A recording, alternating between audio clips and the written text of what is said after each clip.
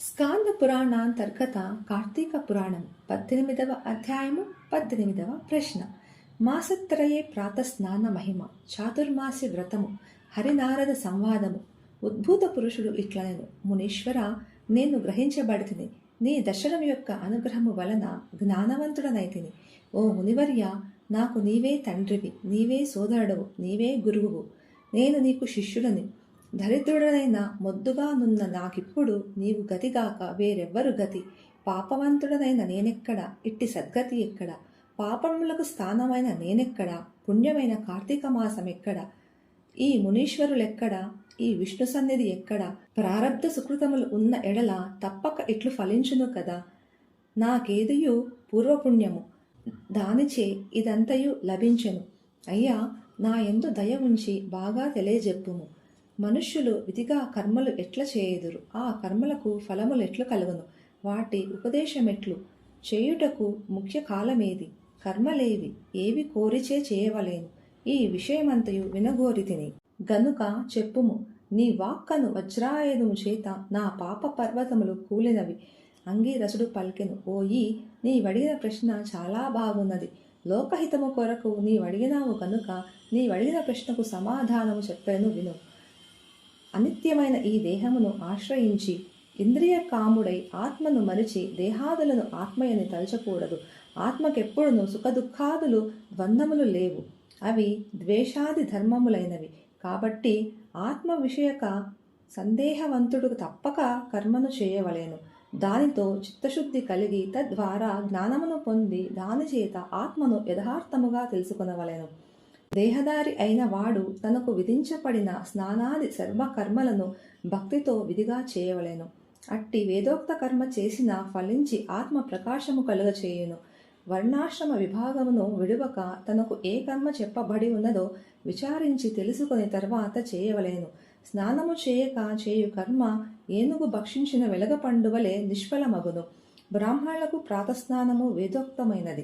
నిరంతరము ప్రాతస్నానము ఆచరించలేని వాడు తులా సంక్రాంతి ఎందు, కార్తీక మాసమందును, మకర మాసమందును, మేష వైశాఖ మాసమందును స్నానము చేయవలేను.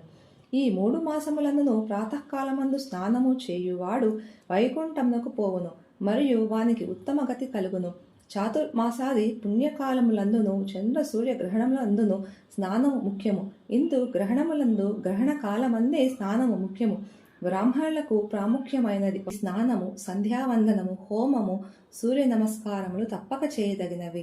స్నానం ఆచరించని వాడు రవరవాది నరకములందు యాతనలను పొంది తుదకు కర్మభ్రష్టుడిగా జన్మించును. కాబట్టి పుణ్యకాలము కార్తీక మాసము. ఈ కార్తీక మాసము ధర్మార్థ కామ మోక్షములను ఇచ్చును. ఈ కార్తీకముతో సమానమైన మాసము లేదు, ఇంతకంటే పుణ్యకాలము లేదు.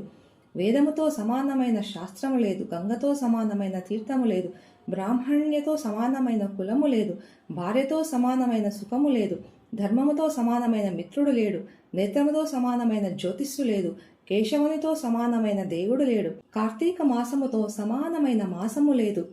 కర్మస్వరూపమును తెలుసుకొని కార్తీక మాసమందు ధర్మములను చేయువాడు కోటి యజ్ఞఫలమును పొంది వైకుంఠమునందు ఉండును. ఉద్భూత పురుషుడు అడిగెను, అయ్యా, చాతుర్మాస వ్రతము పూర్వము చెప్పి ఉన్నారు. అది పూర్వము ఎవని చేత చేయబడి ఉన్నది? ఆ వ్రత విధి ఎట్లు? ఆ వ్రతమునకు ఫలమేమి? దానిని చేయువాడు పొందడి ఫలమేమి? ఆచరించు మనుష్యుడు ఏ లోకమునకు పోవును? ఈ విషయమంతయు సావిస్తారముగా చెప్పుము. అంగీరసుడు ఇట్లు పలికెను, ఓయి, నీవు ఈ మనుష్యులకు బంధువవు.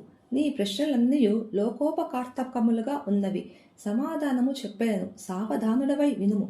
విష్ణుమూర్తి లక్ష్మీతో కూడా ఆషాఢ శుక్ల దశమి నందున పాల సముద్రమునందు నిద్రయు వంకతో శయనించును. తిరిగి కార్తీక శుక్ల ద్వాదశి రోజున లేచును. ఇది చాతుర్మాస్యము, అనగా 4 మాసములు చేయు వ్రతము. ఈ 4 మాసములు విష్ణుమూర్తికి నిద్రాసుఖములు ఇచ్చునవి, అనగా హరి 8 మాసములు మెలకువతో నుండి 4 మాసములు విశ్రాంతికై నిద్రించును. విష్ణువునకు నిద్ర సుఖమిచ్చున్నది కనుక ఇది పుణ్యకాలము. ఈ పుణ్యకాలమందు హరిని ధ్యానించువాడు విష్ణులోకమును పొందును. ఈ 4 మాసములలోనూ చేసిన పుణ్యకర్మలన్నయు అనంత ఫలములు ఇచ్చును. దీనికి కారణము చెప్పెదను వినుము. ఈ విషయమందు నారదునకు హరి చెప్పిన కారణము చెప్పెదను వినుము. ఈ విషయమందు నారదునకు హరి చెప్పిన ఒక కథ ఉన్నది. పూర్వము కృతయుగమందు వైకుంఠలోకంబున హరి లక్ష్మితో కూడా సింహాసనం నందు కూర్చుండి సురకిన్నెర చేర రోర గణముల చేతను స్వగుణ భృత్యుల చేతను సేవింపబడుచుండెను. కేచర ఆకాశ సంచారకులు ఉరగ సర్పములు. హరి ఇట్లుండగా భగవద్భక్తుడైన నారదముని కోటి సూర్యకాంతి కల వైకుంఠ లోకమును కూర్చి వచ్చెను. నారదముని వచ్చి సింహాస మీద ఆసీనుడై 4 భుజములు కలిగిన పద్మపు రేకులు వంటి నేత్రములతో ప్రకాశించుడి విష్ణుమూర్తిని జూచి అమితానందయుక్తుడై నారదుడు విష్ణుమూర్తి యొక్క పాదములకు మ్రొక్కెను. హరియు నారదుని చూచి నవ్వుచు తెలియని వాని వలె ఇట్లైను: ఓ నారద, నీవు సంచరించు స్థలమందు సర్వత్రా కుశలమా? ఋషుల ధర్మములు బాగున్నవా? ఉపద్రములు లేకున్నవా? మనుష్యులు వారి వారి ధర్మములు పాటించుచున్నారా? ఈ విషయమంతయు ఈ సభలో చెప్పుము. నారదుడు ఆ మాటలు విని ఆనందించి నవ్వుతూ హరితో ఇట్లు అనెను: ఓ స్వామి, నేను భూమినంతయు తిరుగుచూ వచ్చి తిని. వేదత్రయమందు చెప్పబడిన కర్మ మార్గము విడవబడి ఉన్నది. కొందరు మునీశ్వరులు గ్రామ్య సుఖలోకలైరి తమ తమ కర్మలను యావత్తూ విడిచియుండిరి. వారు దేనిచేత ముక్తులగుదురో నాకు తెలియకున్నది. కొందరు తినకూడని వస్తువులను తినుచున్నారు, కొందరు వ్రతములను విడిచినారు, కొందరు ఆచారవంతులుగా నున్నారు, కొందరు అహంకారవంతులుగా ఉన్నారు, కొందరు మంచి మార్గవంతుల్లో ఉన్నారు, కొందరు నిందజేయువారిగా ఉన్నారు. కాబట్టి ఓ దేవా, ఏదైనా ఒక ఉపాయము చేత శిక్షించి ఈ ఋషీశ్వరులను రక్షించుము. నారదుని మాట విని భక్తవత్సలుడు సమస్త లోకపాలకుడు అయిన హరి లక్ష్మీతో సహా గరుత్మంతుని అధిష్ఠించి భూలోకమునకు వచ్చెను. విష్ణుమూర్తి వృద్ధ బ్రాహ్మణ రూపధారి అయి వేల సంఖ్య గల బ్రాహ్మణులున్న స్థలమునకు వచ్చి సర్వప్రాణి హృదయ గతుడైనప్పటికీ మాయానాటకధారి అయి పుణ్యక్షేత్రములందును తీర్థములందును పర్వతములందును అరణ్యములందును ఆశ్రమములందును సమస్త భూమియందును తిరుగుచూ ఉండెను.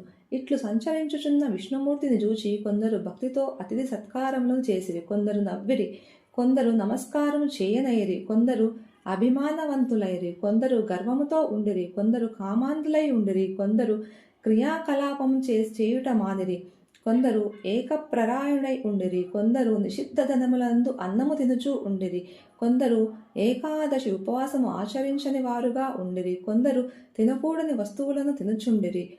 బ్రాహ్మణ రూపధారి అయిన భగవంతుడు అట్టి వారిని చూచి మంచి మార్గమునకు తెచ్చు ఉపాయంను ఆలోచించి నైమిషారణ్యనందు ముని బృందముల సన్నిధికి వచ్చెను. వచ్చి బ్రాహ్మణ రూపమును వదిలి పూర్వము వలె గరుడావాహనుడై కౌస్తుభ శంఖ చక్రములను ధరించి లక్ష్మీతోనూ సర్వభక్తులతోనూ కూడి ప్రకాశించుచుండెను. అచ్చట నుండి జ్ఞానసిద్ధులు మొదలైన మునులు వైకుంఠము నుండి తమ ఆశ్రమకు వచ్చి వాడను అవిస పువ్వులతో సమానమయ్యున్న కాంతి కలవాడును, మెరుపు వంటి వస్త్రములు కలవాడును, కోటి సూర్య ప్రభావమును కలవాడును, అనేక సూర్య కాంతివంతుడును, మనోవాచామ గోచరుడును, స్వయంభువును, ప్రసన్నుడును, అధిపతియును, అధ్యుడును అయిన విష్ణుమూర్తిని చూసి ఆశ్చర్యము పొంది ఆనందించి శిష్యు సూతాది పరివారముతో హరి సన్నిధికి వచ్చి హరి పాదములకు నమస్కారము చేసి వారి ముందర నిలిచి అంజలి బద్దులై హరిని వక్ష్యమాణ రీతిగా స్తుతించిరి. ఇట్లు స్కాంద పురాణాంతర్గత కార్తీక పురాణము 18వ అధ్యాయము సంపూర్ణము. 18వ రోజు 18వ ప్రశ్న: శివుని ధనస్సు పేరు ఏమిటి? శివుని ధనస్సు పేరు ఏమిటి? ఓం సర్వం శ్రీకృష్ణార్పణమస్తు. ఓం శర్వాయ నమః.